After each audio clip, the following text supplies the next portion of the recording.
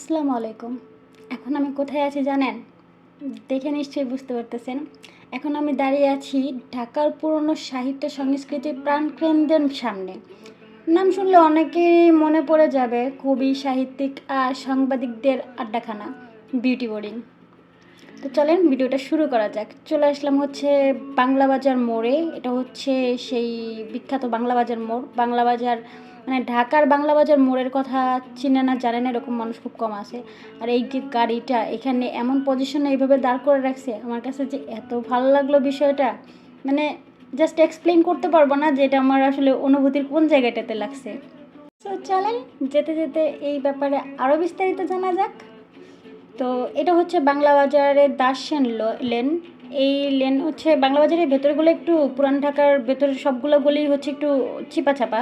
তো সেই চিপাচাপার ভেতর থেকে আমরা চলে আসলাম ফাইনালি এই হচ্ছে বিউটি বোর্ডিং। এই জায়গাটা মানে ভেতরে প্রবেশ না করতেই আমি এখানে এসে দাঁড়ানোর পরে মানে কী যে একটা অনুভূতি হইতেছে, কেমন যে লাগতেছে জাস্ট এক্সপ্লেন করতে পারবো না। তো আমি বেসিক্যালি এই জায়গাটার বিষয়টা অনেক দিন আগেই জানতে পারছি, কিন্তু কেন জানি না আসা হয় নাই। মেবি হাজব্যান্ডের সাথে আসবে এই জন্য। যাই হোক, আমরা হচ্ছে ভেতরের দিকে প্রবেশ করলাম, আর ভেতরটা ঢোকার পরে হচ্ছে ঠিক এই রকম বা আরও বেশি সুন্দর, যেটা আসলে আমি ভিডিওতে ফুটিয়ে তুলতে পারি নাই। তো এই জায়গাটার ভেতরে ঢোকার পরে মনটা অদ্ভুত রকমভাবে শান্ত হয়ে যায়। কেন? মানে কারণ হচ্ছে এটার ক্লাসিক্যাল ভাইব দেখে, মানে এটা এত বেশি ক্লাসিক যে কী বলবো। এই বোর্ডিংটা মূলত অনেক অনেক অনেক পুরাতন বোর্ডিং। আর এখানে হচ্ছে সাহিত্যিক যারা আছে মানে তাদের আড্ডাখানা ছিল মূলত এইটা। আসলে ভেতরটা এখন এত বেশি সুন্দর করছে, আর এই বিল্ডিংগুলো পুরাতন পুরাতন বিল্ডিংয়ের প্রতি আমার কেন জানি মানে অনেক আগের থেকেই একটা অদ্ভুত রকমের ফিলিংস কাজ করে। তো এই বিল্ডিংগুলো হচ্ছে খুব পুরাতন। আর মানে মজার বিষয় হচ্ছে এই বোর্ডিংয়ে এখনও মানুষ থাকে, এখনও মানুষ এইসব না মানে নাইট স্টে করে বা অনেক দিন যদি থাকার হয় থাকে। তো আমি তো জাস্ট এটা জানতাম না যে এখনও মানুষ এখানে থাকে। আমি ভাবতাম যে হয়তো বা জাস্ট খাওয়া দাওয়া করার মতো একটা স্পেস করা হয়েছে, বা আগে যেটা ছিল সেখানে খাওয়া দাওয়া করা হয় আর ঘোরাঘুরি, দ্যাটস ইট। কিন্তু না, আমি গিয়ে দেখলাম যে এখানে এখনও মানুষ থাকে। এটা কি সুন্দর, তাই না?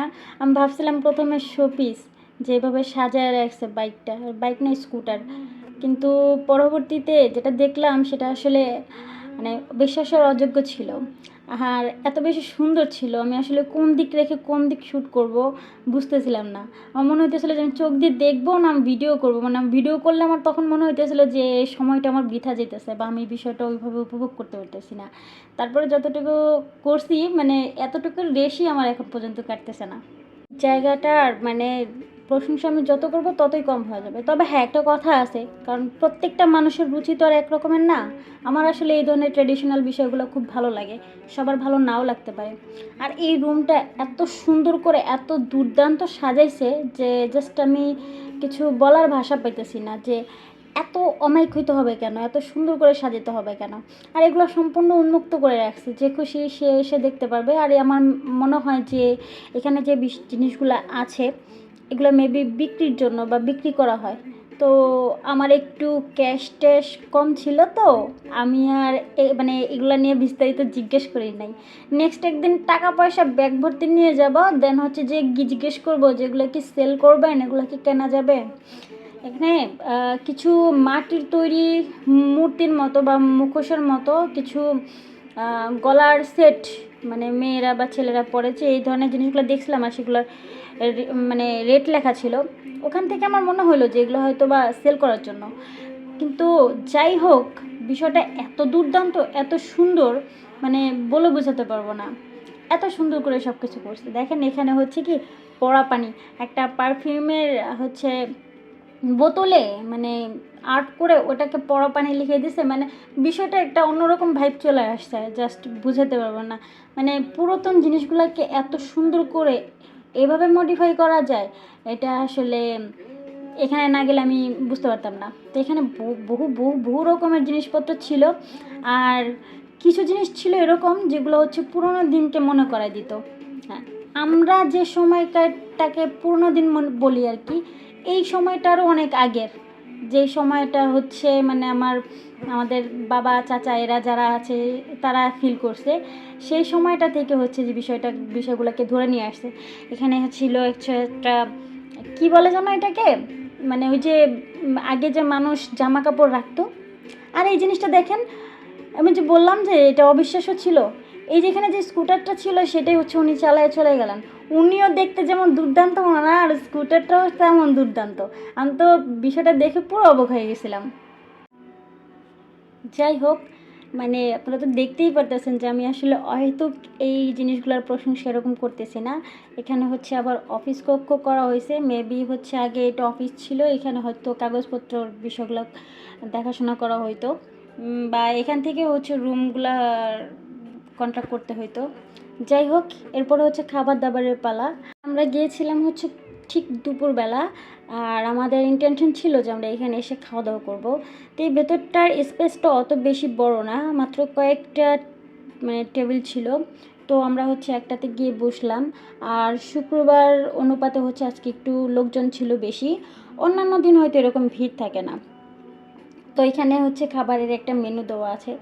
আমি ইজিলি যদি বুঝাইতে চাই, অনেকে হচ্ছে মানে যে ইন্দুবালার ভাতের হোটেলের যে মুভিটা আছে এইটা দেখছেন কিনা, বা সিরিজটা আছে এটা দেখছেন কিনা, অনেকটা এই টাইপের ভাইব এখানে, বিশেষ করে খাওয়া দাওয়ার বিষয়টা। তো এই তো হাত ধুয়ে নিলাম, খুব সুন্দর হচ্ছে স্টিলের প্লেট, স্টিলের গ্লাস, স্টিলের বাটি, অনেক দিন পরে হচ্ছে এই ধরনের জিনিসগুলো ব্যবহার করতেছি। আর এই হচ্ছে খাবার, প্রথমে হচ্ছে আমাদের 2 চামচ করে ভাত দিয়ে গেল, আর এখানে ভাতের পরে দিয়ে যাচ্ছে হচ্ছে চিংড়ি মাছের ভর্তা। বেসিক্যালি হচ্ছে কি, আপনাকে ওরকমভাবে জিজ্ঞেস করবে না, জাস্ট জিজ্ঞেস করবে যে খাবেন কি না, তো এটা খাবেন কিনা ওটা খাবেন কিনা এরকম বলবে, দেন হচ্ছে দিয়ে যাবে। এরপরে ছিল হচ্ছে সবজির বড়া। এই সবজির বড়াটা একটু গরম গরম ছিল, আর এত মজা ছিল মানে কি বলবো। এটার দাম ছিল 40 টাকা, আর যে চিংড়ির শুটকিটা ওটার দাম ছিল হচ্ছে 30 টাকা। আর এটা দিয়ে খাইতে আমার অনেক বেশি আসলে মজা লাগছে। এই যে কী বলে এটাকে, সবজির বড়া আর কি বলছে, তো অনেকটা পাকোড়া স্টাইলে করছে, এটা আসলে খুব মজা। দেন নিয়েছিলাম হচ্ছে, এটাকে বলা হয় শুক্তো, মেবি শুক্তো আর একটু সফট হয়, তো শুক্তো স্টাইলই করছে শুক্তো। এখানে হচ্ছে মিষ্টি কুমড়া, গাজর, তারপর হচ্ছে কী যেন আছে, যাই হোক হোয়াট এভার, আমি এত সবজির নাম জানি না। তো এখানে অনেক ধরনের সবজি মিক্সড করে হচ্ছে এই এটাকে লাবড়া বলে আর কি, লাবড়াটা তৈরি করছিল। এটা খাইতে মোটামুটি এভারেজ ছিল, তো আহামরি বেশি কিছু ছিল না। দেন ছিল হচ্ছে মুরগির মাংস, একটা রোস্ট সাইজ মুরগির মাংস, এটার দাম ছিল হচ্ছে 180 টাকা। আর হচ্ছে যে আমরা লাবড়াটা খেলাম এটার দাম ছিল হচ্ছে 40 টাকা। দেন হচ্ছে আমাদেরকে আবার দিয়ে গেল হচ্ছে ডাল, আর এই ডালটার দাম হচ্ছে 40 টাকা, মেবি এটা মুগ ডাল রান্না করছে। আর হচ্ছে আমড়ার চাটনি। আসলে খাবার দাবারের স্টাইলগুলো হচ্ছে একটু সনাতন ধর্মী, তারা যেভাবে খাওয়া দাওয়া করে ওই টাইপের। আর আগে মূলত এখানে সনাতনরাই বেশি আসতেন, আর তারা হচ্ছে এখানে খাওয়া দাওয়া করতেন, তো ওই ট্রেডিশনটাই তারা এখনও পর্যন্ত ধরে রাখছে। আর আমি যতদূর শুনছি যে এই জায়গাটাতে এখনও এমন কিছু মানুষ আছে যারা বিগত 30, 35, 40 বছর ধরে কন্টিনিউয়াসলি এখানে খাওয়া দাওয়া করতেছেন, এখানেই আসেন। খাবারগুলোর কথা কি বলবো, মানে বাইরের যে পরিবেশ আর যে ভাইব, ওইটার যে রিয়াকশান আর খাবারের যে রিয়াকশান, দুইটা আমার সেম হবে না। খাবার দাবারটা আসলে নর্মাল, রেগুলার, মানে খুব আহামরি ভাইবের কিছু না, মানে খুব টেস্টি এরকম কিছু না। তবে হ্যাঁ, একদম ঘরোয়া খাবার, বাইরে হোটেলে খাইতেছি কোনো এরকম মনে হবে না, বা রেস্টুরেন্টে কোনো এরকম মনে হবে না, মনে হবে একদম বাসার রান্না, আম্মু রান্না করছে, খালামণি রান্না করছে, এই টাইপ রান্না বান্না। মেবি যিনি শেফ আছেন উনি হচ্ছে সনাতন, ওনার রান্নার ভাইবটাই হচ্ছে এরকম। দেন হচ্ছে আমি একটু আমড়ার আচার খাইলাম, মানে চাটনি আর কি। তো এইটা ওই যে বললাম রেগুলার ছিল, প্রত্যেকটা জিনিসই রেগুলার ছিল, তবে আমার কাছে হচ্ছে পাকোড়াটা একটু বেশি ভালো লাগছে, এটা বেশি মজা ছিল। আসলে ভাইব অনুসারে খাবারের মানে যদি খাবারের বিষয়টা বলি, খাবারের দামের বিষয়টা যদি বলি, তাহলে বাহিরের ভাইব বা এই যে ট্রেডিশন ঐতিহ্য, এগুলার কারণে যে দামটা রাখে, এটা ওইভাবে যদি ধরে নেওয়া হয় তাহলে ঠিক আছে, কিন্তু আপনি যদি নর্মাল খাবারের সাথে কম্পেয়ার করেন যে আপনি বাহিরে গেলে কত টাকায় কী খেতে পারতেন, এই টাকায় কী খেতে পারতেন, সেই হিসাব করলে একটু বেশি, খাবারের দামটা একটু বেশি। কজ হচ্ছে 2 চামচ ভাতের দামই হচ্ছে 20 থেকে 30 টাকা রাখতেছে। তো এরকম যতটুকু পরিমাণে দেওয়া হয় একদম প্রাপ্তবয়স্ক মানুষ গেলে, মানে বিশেষ করে ছেলে মানুষ গেলে এরকম 4 চামচ 6 চামচ বা 8 চামচ পর্যন্ত ভাত খাওয়া তার জন্য কোনো বিষয়ই না। অতএব আমার কাছে ওই কারণে দামগুলো একটু বেশি মনে হয়েছে। তবে খাবার ফ্রেশ আর হচ্ছে ঘরোয়া রান্না।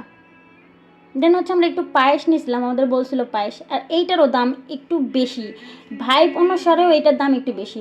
পায়েস বলছে কিন্তু মূলত এখানে ছিল হচ্ছে আপনার, কিন্তু এটা মূলত ছিল হচ্ছে সেমাই, হাতে বানানো সেমাই। আর এটার যে টেস্ট ছিল ওই টেস্ট মানে টেস্টটা হচ্ছে এর চাইতে আমার শাশুড়ি মা খুব বেশি ভালো রান্না করতে পারে, এটা মানে অনেক বেশি মজা হয়। তো টেস্টও ওরকম আহামরি কিছু লাগে নাই, কিন্তু এই বাটিটার দাম ছিল 100 টাকা। আমি মনে করি 100 টাকা অনুপাতে অনেক অনেক অনেক বেশি আর কি দামটা, ওই জন্য আমার কাছে এরকম মানে খাবারের ইটা ওরকম ভালো লাগে নাই। যাই হোক, তবে এরকম পরিবেশে যে এখানে গিয়ে এরকম খাওয়া দাওয়া করাটা আর এই টেবিল এই চেয়ার এগুলো সম্পর্কে বিস্তারিত বলবো সামনে। তো এই ধরনের চেয়ার টেবিলে খাওয়াটাও আসলে একটা অন্যরকম ব্যাপার। এখন হচ্ছে আমাকে একটু হাজমোলা দিল খাওয়ার জন্য, আর আমরা হচ্ছে এখানে বিল করলাম, আমাদের 500 টাকার মতো বিল আসছিলো, 500 প্লাস 550 টাকা সামথিং। তো এই যে 50 টাকা, এখানে হচ্ছে 40 টাকা আছে আমাদের ভেতরে এন্ট্রি ফির জন্য, 20 টাকা করে লাগবে। মানে বাইরের অংশটুকু ঠিক আছে, এখানে হচ্ছে ফ্রি দেখা যাবে, দেন ভেতরে যে এই জায়গাটার ভেতরে ঢুকতে গেলে আমাদের হচ্ছে পার পার্সন 20 টাকা করে লাগবে, মানে হচ্ছে 40 টাকা। তো খাবারের টাকার সাথে আমাদের সাথে 40 টাকা হচ্ছে নিয়ে নেবে, অলরেডি আমাদেরটা নিয়ে নিছে। দেন হচ্ছে ভেতরে ঢুকলাম, ভেতরে ঢুকে দেখি এরকম একজন মহিলা কী যেন করতেছে, মানে কিছু একটা করতেছে, শাক মেবি কোনো শাক বেচতেছিল। এটা একটা কূপের মতো, সম্ভবত এখান থেকে ওনারা পানি সংরক্ষণ করেন, আর এটা মেবি আগের থেকেই মানে এইভাবেই আসতেছে। তো ওনাকে দেখে আমি প্রথমে ভাবছিলাম কার বাসায় ঢুকে গেলাম না কি, মানে তো আসলে না, এখানে মানুষ থাকে, আবার বোর্ডিংয়ে যারা থাকতে আসে মানে বোর্ডিং ভাড়া করে তারাও থাকে এখানে। এটা এতটাই দুর্দান্ত বিষয়। দেন রান্নাঘরে ভেতরে ঢুকলাম না, বাইরের জানালা থেকেই হচ্ছে রান্নাঘরের একটু ক্যাপচার নিলাম আমি। এখানে রান্নাবান্না চলতেছে অলরেডি এখনও। তো আজকে কিন্তু ছিল শুক্রবার। তো ভেতরে যখন আমরা গেলাম, উপরে কিছু মানুষজন ছিল, কিন্তু এমনিতে অত বেশি মানুষের ক্রাউড ছিল না। আর এই যে রুমগুলো, এই রুমগুলোর এক একটার এক এক রকমের নাম দেওয়া আছে রুমগুলোর, এবং কি নাম্বারও দেওয়া আছে, কোন রুমের কত নাম্বার, মানে কত নাম্বার রুম এরকম দেওয়া আছে। তো এই বিষয়গুলো খুবই ভালো আর খুবই ভালো লাগছে, কারণ সেই আমলের বিষয়। সেই আমল কোন আমল জানেন? এইটা মূলত মানে এই বোর্ডিংটা মূলত যারা সাহিত্যিক ছিলেন তাদের ছিল আড্ডাখানা। আর 1947 সালে এরপর থেকে দীর্ঘদিন ধরে ঢাকার কবি, লেখক, সাংবাদিক এরা হচ্ছে এখানে আড্ডা দিত। তারপরে প্রবীণ অতিথিদের তালিকায় জীবনানন্দ দাশ, সেলিনা হোসেন, শামসুর রহমান, আল মাহমুদ, সাংবাদিক আব্দুল হাসানাত এদের মতো মানে দিকপালরা আর কি নিয়মিত বসতেন এখানে। আর বাংলা সাহিত্যের জন্মভূমি বলা হয়, অনেকে নামকরা কবিতা, গল্প, প্রবন্ধের খসড়া শুরু হয়েছিল এই বোর্ডিংয়ের ঘর এবং টেবিলে বসে। আর ছিল মনে করেন যে তাদের সবার চা সিগারেটের আড্ডা। এখানকার পরিবেশ ছিল একদম ঘরোয়া, মানে যারা লেখকরা যাইতেন তাদের এক কাপ চা আর সস্তা সিগারেট নিয়ে ঘন্টার পর ঘন্টা আলোচনা করতেন সাহিত্য, রাজনীতি আর সমাজ নিয়ে। এই বিউটি বোর্ডিং ঢাকার ঐতিহাসিক অংশ। বিউটি বোর্ডিং আসলে পুরান ঢাকার সংস্কৃতিরও একটা প্রতীক। বাইরে থেকে দেখলে সাধারণ বোর্ডিং, কিন্তু ভেতরে ঢুকলে পুরনো দিনের ছাপ স্পষ্ট বোঝা যায়, এতটাই পুরাতন এটা। মূলত ঠিক এই সব কারণে এই জায়গাটা আমার এত বেশি ভালো লাগতেছে। এই জায়গাটার আসলে আমার ইচ্ছা ছিল আমিও এরকম ওনাদের মতো সুন্দর একটু শাড়ি পরে সাজুগুজু করে যাব, দেন হচ্ছে সুন্দর সুন্দর ভিডিও করব, ছবি তুলব। আমার হাজবেন্ড বিয়ের পরে আমার ছবি তোলাই ভুলে গেছে। আগে ভাই সেলফি নিত দুজনের, তাই কত সুন্দর হইতো। এখন আমার ছবি তুলে দিলে এমনভাবে ছবি তুলে দেয়, মানে আমার দেখে একটা পিচ্চি বাবু মনে হয় সে উপর থেকে এভাবে ছবি তুলছে, আমি কিছুর জন্য তাকায় আছি। মানে কী যে একটা অবস্থা ভাই, এইগুলো কিন্তু ঠিক না। আমি আমার হাজব্যান্ডকে ওয়ার্নিং দিতেছি, নেক্সট টাইম যদি আমার ছবি ভিডিও সুন্দর না হয় আমি কিন্তু আর কোথাও যাব না। আর না গেলে তো ওনারই লাভ, যাবো, বেশি বেশি যাবো। মেইনলি এই জায়গাটা মানে ভেতর সাইডটা আসার পরে আমার কাছে অন্যরকম একটু ভালো লাগতেছে কেন, কারণ আমি আসলে নিজেকে মনে মনে এই বাসার যে ঘরগুলো আছে না, যাই হোক এখানে বলি আগে, এই যে ভদ্রলোককে দেখছেন দরজা খুলতেছে, উনি হচ্ছে এখানে ভাড়া থাকেন, মেবি উনি হয়তো এখানে ভাড়া থাকেন। তো আমরা এখানে ছবি তুলতেছিলাম, ভিডিও করতেছিলাম, দেন হচ্ছে উনি ওনার রুমে এসে ঢুকে পড়লো। তো আর হচ্ছে ছবিটা তোলা হলো না, ভিডিও করা হলো না, কারণ এখানে বারবার ডিস্টার্ব হইতেছিল। আর আজকে মেবি কোনো কাজ করাইতেছিল উপরে, দ্যাটস ওয়াই একটু বেশি ক্লাউড ছিল। যাই হোক, এই জায়গাটা না শান্তশিষ্টই খুব ভালো লাগে। তো যেটা বলতেছিলাম, যাই হোক আমরা হচ্ছে আমাদের মূল টপিকে চলে আসি, বিউটি বোর্ডিং। এটার বিষয় নিয়েই তো বললাম এতক্ষণ। আর মানে এই জায়গাটার এই যে কাঠের জানালা, পুরোনো আসবাবপত্র, আর দেয়ালে মানে সময়ের ছাপ লেগে আছে এরকম লাগতেছে। আচ্ছা এখানে কি জানেন, মানে এখানে হচ্ছে আসলে শুনছি, ঘটনাটা সত্যি কিনা জানি না, মানে এই যে শামসুর রহমান, উনি মানে কবি যে ছিলেন, ওনার কবিতার প্রথম লাইন লিখছিলেন নাকি উনি এই বোর্ডিংয়ে বসেই। তাছাড়া জীবনানন্দ দাশও নাকি আসছিলেন এখানে আড্ডা দেওয়ার জন্য। এই বিষয়গুলো না এখন ভাবতেই পারি না যে এত বড় বড় মানে সাহিত্যিক, লেখক, কবি, ওনারা আমাদের এত কাছাকাছি থাকতেন। আর আমরা তখন ছোট ছিলাম, তাদের মানে এই জিনিসগুলো আমরা বুঝি নাই, এখন ফিল করি।